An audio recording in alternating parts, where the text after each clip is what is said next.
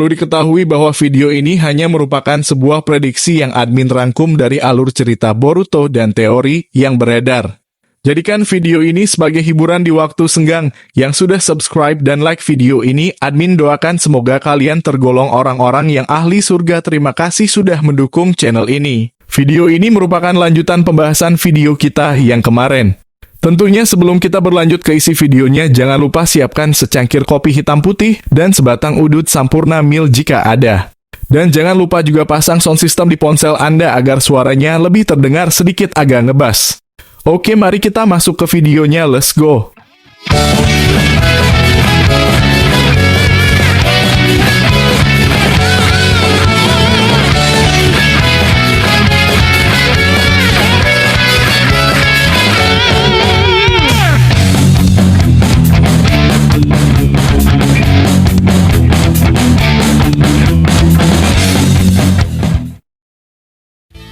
Kita sambung lagi cerita dan prediksi yang kemarin. Cerita dimulai kembali dengan adegan yang diperlihatkan, yakni seorang Himawari yang masih berdialog dengan Kurama di dalam bawah sadarnya. Himawari sepertinya masih sangat begitu bahagia dikarenakan kabar dari Kurama yang mengatakan bahwa cakra ayahnya masih bisa dirasakan oleh Kurama. Dengan kata lain bahwa Naruto masih hidup dan ada kemungkinan kalau Himawari bisa bertemu kembali dengan ayahnya. Di tengah-tengah percakapan itu, Himawari bertanya kembali kepada Kurama dengan berkata, "Kurama, sebenarnya di manakah letak keberadaan ayahku sekarang ini?" Lalu kemudian Kurama pun menjawab pertanyaan dari Himawari dengan begitu lantang. "Ayahmu sekarang masih berada di dalam sebuah dimensi yang diciptakan oleh salah satu shinobi dari desa Konoha." Nah, di sini Kurama belum mengatakan kepada Himawari bahwa sebenarnya ayahnya terkurung di dalam dimensi yang dibuat oleh Kawaki. Mungkin ada alasan lain jika Kurama tidak memberitahukan bahwa yang menyegel ayahnya itu ialah Kawaki. Mungkin saja jika Kurama mengatakan yang sebenarnya Himawari akan langsung menyerang Kawaki. Dan itu akan sangat merugikan mereka karena mengingat di situ masih ada Shinjujura yang belum mereka kalahkan. Dan mungkin fokus Himawari akan buyar untuk mengalahkan Shinjujura dikarenakan Himawari juga harus mencari informasi dari Kawaki. Lalu setelah Kurama berbicara seperti itu, alhasil Himawari makin penasaran siapakah shinobi Konoha itu yang sudah menyegel ayahnya. Di sini dia bertanya kembali kepada Kurama, dia berkata, "Siapakah shinobi itu dan seberapa kuatkah shinobi itu hingga dia mampu menyegel ayahku yang seorang Hokage?" Di sini juga Kurama menjawab, "Mungkin suatu saat nanti kamu akan tahu siapa dia dan pasti saat momen itu terjadi ayahmu jugalah yang akan bertindak." Himawari. Setelah dialog itu, Himawari kembali ke alam sadarnya dan terlihat dia mengaktifkan kembali mata Byakugan miliknya. Dan terlihat seorang Jura yang sedang bertarung sengit dengan Boruto. Jura terlihat membuat peluru tajam dari kayu-kayu Mokuton miliknya dan akan diarahkan kepada seorang Boruto. Himawari yang melihat itu langsung saja dengan cepat mendorong Boruto menjauh dari tempat itu. Dan alhasil kayu-kayu itu ditahan oleh Himawari menggunakan Sokaitan miliknya. Kawaki yang ada di situ membantu dan langsung melepaskan kubus besar tepat berada di atas Shinjujura. Lalu Jura yang menyadari akan adanya kubus itu sontak dia berteleportasi tepat ke atas kubus itu. Lalu Boruto yang menyadari itu seketika melemparkan kunai miliknya ke arah Jura. Lalu seketika berpindah tempat melalui kunai tersebut dan langsung berada di depan seorang Jura. Boruto kemudian langsung memukul Jura akan tetapi pukulan Boruto ditahan oleh Jura dengan memegang tangan Boruto. Alhasil Jura langsung memelintir tangan Boruto sambil menendang perut Boruto. Sontak saja Boruto berteriak kesakitan dan langsung terlempar jauh menabrak seorang Kawaki. Boruto yang masih kesakitan terbangun dari jatuhnya tadi sambil memegang perutnya yang ditendang Jura tadi. Ia berkata kepada Kawaki yang ada di situ, "Sepertinya kau bukanlah salah satu shinobi yang mampu untuk mengatasi situasi seperti ini." Lalu Kawaki kemudian menjawab, "Bukankah kau bilang kau adalah cahayaku Boruto? Apakah itu hanya bulan dari mulutmu saja dan sungguh kau pun bukanlah salah seorang yang bisa mengalahkan dia. Kau pun terlihat lemah dengan keadaanmu yang disebabkan karena kecerobohanmu." Lalu sontak saja Boruto merespon kembali omongan Kawaki sambil berkata, "Ya, aku masih percaya dan masih yakin akulah cahayamu dan akulah penerang kegelapan bagi dirimu." Mendengar jawaban itu dari Boruto, Kawaki langsung mengaktifkan karma di tangannya kembali dan melesat jauh ke depan berniat untuk menyerang Shinjujura. Terlihat ekspresi Kawaki yang menandakan bahwa dia respek dengan omongan dari Boruto tadi dan berniat membuktikan kepada Boruto bahwa dia juga menganggap Boruto sebagai saudaranya. Dengan tangan besinya, Kawaki langsung menangkap wajah Jura dan mendorongnya mengarahkan Jura ke arah bebatuan yang ada di situ. Sehingga tubuh Jura pun terdorong oleh Kawaki sekaligus menebus bebatuan itu dan membuat bebatuan itu hancur oleh tubuh Jura. Setelah terhenti di reruntuhan bebatuan itu, Shinjujura terlihat tidak terluka sedikit pun, malah ekspresi Jura tersenyum mengerikan sambil memandangi Kawaki yang ada di hadapannya. Sontak saja Kawaki yang melihat ekspresi Jura itu merasa keheranan dengan sosok Shinju itu. Jura seketika saja mengaktifkan Bijudama tepat di hadapan Kawaki. Nah, alhasil Kawaki yang melihat Bijudama itu sontak sangat terkejut dan kaget. Himawari yang melihat itu langsung menarik Kawaki dengan tangan cakra milik Kurama. Terlihat Himawari berteriak dan memanjangkan tangan cakranya menuju tempat Kawaki dan langsung tepat memegang Kawaki sebelum Bijudama itu menghantam Kawaki. Dan Himawari langsung menarik Kawaki menjauh dari tempat itu. Dengan dahsyatnya Bijudama itu melesat lurus ke arah tempat Kawaki tadi berada dan meledak dengan begitu hebat, meninggalkan jejak yang sangat parah. Boruto dan Momoshiki yang berada di dalam tubuh Boruto, mereka berdua sangat-sangat kaget dengan ledakan Bijudama tersebut. Momoshiki yang ada di dalam tubuh Boruto berkata, "Kau bocah, sebaiknya kau hati-hati dengan orang itu dan kau jangan bertindak ceroboh." Boruto lalu menjawab, "Aku tahu apa yang harus kulakukan. Kau juga sebaiknya bantu kami untuk melawan Shinju keparat itu." Lalu kemudian Momoshiki tersenyum dan berkata, "Kau memanglah bocah payah seperti yang dikatakan Kawaki. Bukankah kau juga tahu kalau aku membantumu maka kesadaranmu pun akan menghilang dan kau pun pasti tidak akan mau bila itu terjadi." Setelah adegan itu kita beralih dulu kepada seorang Sai yang telah ditarik menggunakan jutsu bayangan milik Shikadai setelah ditendang oleh Shinju Matsuri tadi. Seorang kepala Anbu itu berkata kepada Shikadai mengenai kenapa Shinju Matsuri tidak bisa diserang menggunakan jutsu miliknya. Lalu Sai berkata, "Shinju itu tidak bisa diserang dengan serangan jutsu milikku, hanya ada satu cara untuk bisa menyerangnya, yakni menggunakan taijutsu." Di sela-sela percakapan itu tiba-tiba Ino menghubungi Sai dengan menggunakan Shinten-shin dari kantor Hokage. Lalu Ino berkata bagaimana keadaan di situ, apakah anak kita bisa diselamatkan. Lalu Sai menjawab pertanyaan tersebut. Inojin masih belum sadar tapi jantung Inojin terlihat merespon setelah diobati oleh Orochimaru dan Sakura. Mungkin sel yang diberikan Orochimaru bekerja dengan baik sehingga membuat Inojin sedikit terselamatkan. Kemudian Ino menjawab dan ekspresi Ino sedikit lebih lega mendengar perkembangan dari Inojin lalu dia berkata, "Aku merasa sedikit lebih lega setelah mendengar kabar baik itu dan aku berharap itu akan lebih baik lagi setelah ini semua berakhir." Shikamaru yang ada di samping Ino dan mendengar percakapan mereka merasa lebih baik dan berharap mereka bisa menyelamatkan Inojin. Lalu Shikamaru berkata kepada Ino dengan berkata, "Ino, hubungkan aku dengan Sai, aku ingin bicara dengannya." Ino pun mengiyakan dengan langsung menghubungkan Shikamaru dengan seorang kepala Anbu tersebut. Kemudian Shikamaru berkata kepada Sai dengan berkata, "Sai, apakah keadaan di situ baik-baik saja atau malah sebaliknya?" Jawab saya. Lalu Sai menjawab Shikamaru dengan berkata, "Untuk keadaan Inojin masih belum sadar dan untuk masalah penyusup kami masih kesulitan untuk menangani dia." Shikamaru yang mendengar itu kemudian berkata kembali, "Apa di situ butuh bantuan tambahan?" Sontak Sai pun menjawab, "Iya, kami sepertinya butuh bantuan tambahan lagi, tolong kirimkan Rocklai ke sini." Shikamaru lalu bertanya lagi, "Kenapa harus Rocklai yang dipilih untuk membantu ke sana? Apa maksudmu itu, Sai?" Lalu kemudian Sai menjawab, "Kami butuh Rocklai untuk melawan penyusup itu karena hanya dengan taijutsu sajalah mungkin bisa untuk memukul mundur penyusup itu." Dan Shikamaru pun mengiyakan permintaan Sai tersebut. Shikamaru berkata, "Baiklah, akan aku kirim Rocklai untuk membantu kalian di sana. Tunggu saja, secepat mungkin Rocklai akan tiba di sana. Kau harus mengulur waktu dan membuat penyusup itu kehabisan tenaga sebelum Rocklai tiba, Sai." Setelah percakapan itu terlihat seorang Shinju Matsuri yang sedang mengaktifkan kekuatannya, yakni Mokuton Real Soku no Jutsu. Admin mau menjelaskan sebelumnya mengenai jutsu ini yang dimiliki Shinju Matsuri. Jutsu ini hanya prediksi admin saja yang mengingat kalau Shinju Matsuri adalah kloningan dari seorang Mogi. Kenapa admin berprediksi seperti itu? Alasannya karena belum pernah diperlihatkan sebelumnya di manga maupun di animenya. Tapi demikian di manga Boruto Volume 4 diketahui kalau Mogi memiliki teknik Mokuton, dan salah satunya yakni Mokuton Real Soku no Jutsu.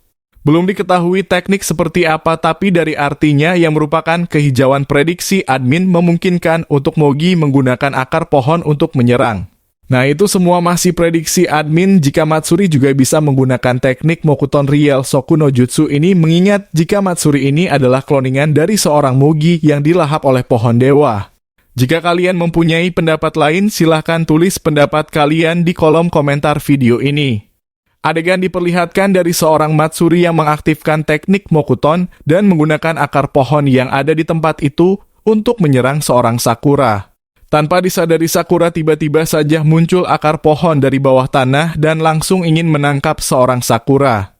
Lalu kemudian Sakura yang melihat itu bergerak cepat menghindari akar pohon yang terus mengejarnya. Lalu Orochimaru yang melihat itu langsung memotong akar itu menggunakan pedang Izanagi miliknya, lalu ia berkata, "Kenapa dia bisa menggunakan teknik Mokuton? Apa mungkin Mogi memiliki teknik itu?"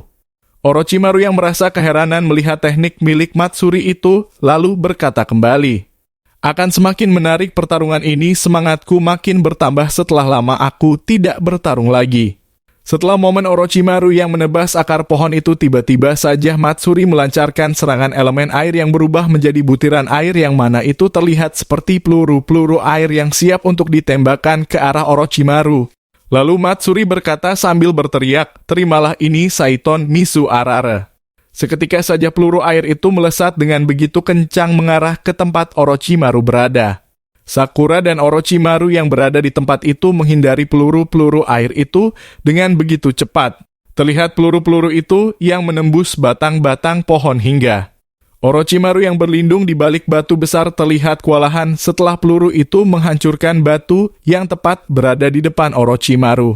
Lalu kemudian Orochimaru yang sudah geram dengan peluru-peluru itu, sontak saja dia mengaktifkan segel tangan sambil menghindari peluru tersebut. Dia membuat sebuah pelindung besar yang muncul di area itu. Teknik ini pernah diperlihatkan Orochimaru ketika melawan Kyuubi Naruto yang akan melepaskan bijudamanya, dan Orochimaru langsung menggunakan teknik tersebut untuk melindungi dirinya dari bijudama Naruto. Dan itu sama persis yang dilakukan Orochimaru saat ini untuk melindungi dirinya dari serangan peluru air dari seorang Matsuri. Setelah kejadian itu terjadi tanpa disadari Matsuri, tiba-tiba saja Sakura berlari ke arah Matsuri sambil ingin memukul Matsuri. Alhasil akhirnya untuk kedua kalinya Matsuri terkena pukulan Sakura tepat ke pipinya lagi. Pukulan Sakura itu begitu sangat-sangat kuat dan kencang sehingga membuat Matsuri terlempar kembali untuk yang sekian kalinya. Tak berhenti di situ, Chocho yang berada di situ langsung memukul kembali Shinju Matsuri dengan tangan besarnya, dan alhasil Matsuri yang bersendar di bebatuan langsung terkena pukulan Chocho dan batu itu pun ikut hancur karena pukulan Chocho tersebut. Namun sungguh disayangkan terlihat Matsuri yang masih baik-baik saja dan hanya ada darah sedikit yang ada di mulutnya.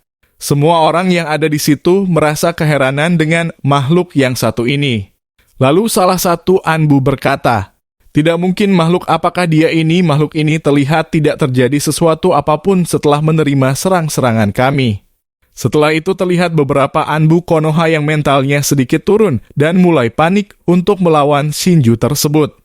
Lalu Sai, yang melihat anggota Anbunya kena mental, ia berkata, "Kalian jangan takut dan jangan panik, kita harus mengalahkan makhluk ini secepatnya, agar dia tidak melukai semua orang di desa." Lalu setelah Sai berbicara seperti itu, sontak saja membuat para anggota Anbunya mempunyai mental bertarung kembali. Lalu kemudian adegan berpindah dulu kepada seorang Shikamaru yang langsung menugaskan Rock Lee untuk cepat menyusul ke tempat mereka. Kemudian Shikamaru berkata kepada Rock Lee, ia berkata, "Aku mengharap bantuanmu untuk bisa membantu Sakura, Sai, dan Orochimaru yang saat ini sedang bertarung menghadapi penyusup." Sontak saja Rock Lee menjawab dengan bertanya terlebih dahulu kepada Shikamaru, ia berkata, Apa yang bisa saya bantu untuk mengatasi masalah itu? Dan kenapa harus aku yang dipilih, bukankah masih banyak shinobi sekelas Chunin di Konoha ini? Lalu Rock Lee melanjutkan pertanyaannya kembali dengan berkata, aku dengan senang hati pasti akan menjalankan misi ini dengan sebaik-baiknya, tetapi aku masih belum mengerti kenapa harus aku yang diutus untuk masalah ini. Kemudian Shikamaru menjawab pertanyaan Rock Lee itu dengan berkata, mengenai kau yang dipilih dalam misi ini itu karena Sai sudah menganalisa kekuatan musuh. Dan Sai beranggapan musuh hanya bisa dilawan menggunakan taijutsu saja. Dan sangat tepat sekali jika kaulah yang harus menghadapi musuh ini. Karena di Konoha ini hanya kaulah yang menguasai taijutsu terkuat di antara shinobi sekelas Chunin lainnya. Jadi aku harap embanlah tugas ini dengan sebaik-baiknya untuk masa depan Konoha agar lebih baik. Seketika saja Rock Lee merasa sangat bersemangat untuk cepat-cepat sampai ke tempat mereka berada. Lalu dengan ekspresi tak sabar Rock Lee langsung berangkat ke sana. Setelah itu adegan kembali lagi kepada pertarungan antara Jura dan Boruto. Terlihat di tempat itu sudah berantakan karena dampak dari pertarungan mereka. Kembali terlihat sosok Jura yang tiba-tiba sudah melayang di udara kembali setelah bijudamanya meleset mengenai Kawaki. Shinju itu lalu kemudian berkata kepada mereka, sepertinya sudah terlihat siapa yang akan menjadi pemenang di pertarungan kita ini. Kau Kawaki terlihat sangat-sangat lemah bagiku. Iya. Mungkin itu dikarenakan kau bukanlah Otsutsuki murni. Dan itulah yang menyebabkanmu sungguh sangat terlihat lemah buatku. Terlihat Kawaki hanya terdiam. Dan tiba-tiba saja muncul besi hitam dari atas menuju ke arah Jura. Dengan santainya Jura dapat menangkap besi hitam itu dan lalu dilemparkannya kembali ke arah mereka sambil berkata, lagi-lagi besi ini, ku kembalikan ini kepadamu Kawaki. Terlihat Kawaki tidak bergerak sama sekali dan ketika besi itu hampir menusuk Kawaki. Dengan cepat Boruto menangkis besi itu menggunakan pedang miliknya sehingga membuat besi itu terlempar menjauh dari Kawaki. Lalu Boruto berkata kepada Kawaki dengan berkata, hei, kenapa kau Kawaki, apa yang sedang kau lakukan? Lalu terlihat aura Kawaki berbeda. Karma miliknya aktif kembali dan seketika saja kekuatan Kawaki meningkat. Jura yang melihat itu hanya tersenyum dan sedikit terkejut lalu dia berkata, Kawaki, apa kau sudah mulai serius dengan pertarungan ini? Lalu Jura menyambung kembali ucapannya, ia berkata, jika kau mulai serius, ayo kita selesaikan ini dan akan kubuat kau menyesal sudah mencampuri urusanku. Kawaki yang masih terlihat hanya berdiam diri tiba-tiba saja melesat cepat ke arah Jura. Kawaki lalu memukul pipi Jura dengan begitu keras yang membuat Jura terlempar kembali ke tanah. Dan tak berhenti di situ saja, Kawaki langsung melesat kembali ke arah Jura yang terjatuh dan langsung menghantam Jura dengan tangan besinya. Lalu Kawaki memegang kepala Jura dan mendorong kepala Jura melewati tanah di situ. Terlihat tanah di situ berbekas dan hancur seperti bekas sesuatu yang diseret. Terlihat juga Kawaki mengeluarkan energi besar dari tangannya yang mengarah tepat ke wajah seorang Jura sambil berkata, matilah kau Shinju sialan. Seketika saja terlihat adegan yang begitu epik yang memperlihatkan ledakan besar tepat di hadapan Shinju Jura. Akan tetapi seketika itu juga Jura langsung mengaktifkan kekuatan pelindung yang bertujuan untuk mengkonter kekuatan tersebut. Setelah momen tersebut terlihat asap yang perlahan mulai menghilang dari lokasi ledakan tadi. Seketika itu terlihat sosok Jura yang kelihatannya sangat-sangat kelelahan dan sedikit terengah-engah setelah menerima serangan dari Kawaki. Lalu Shinju itu berkata dan tertawa, ia berkata, hampir saja aku mati karena seranganmu tadi Kawaki. Tapi aku merasa sungguh sangat terhibur dengan pertarungan kita ini. Lalu kemudian terlihat luka-luka Jura mulai sembuh kembali dikarenakan regenerasi miliknya, lalu dia berkata, akan aku balas atas apa yang kau lakukan tadi Kawaki. Tapi setelah momen tersebut adegan ternyata tiba-tiba telah berakhir di sini. Mungkin itulah informasi kali ini yang bisa admin sampaikan kepada kalian. Masih banyak hal-hal yang akan terjadi ke depannya yang akan admin bahas tuntas di channel ini. Jika kalian suka dengan prediksi serta teori dan fakta di channel ini, jangan lupa tetap stay di sini. Dan yang sudah subscribe admin doakan semoga tergolong orang yang ahli surga, amin. Sampai jumpa di video selanjutnya. Terima kasih sudah menonton.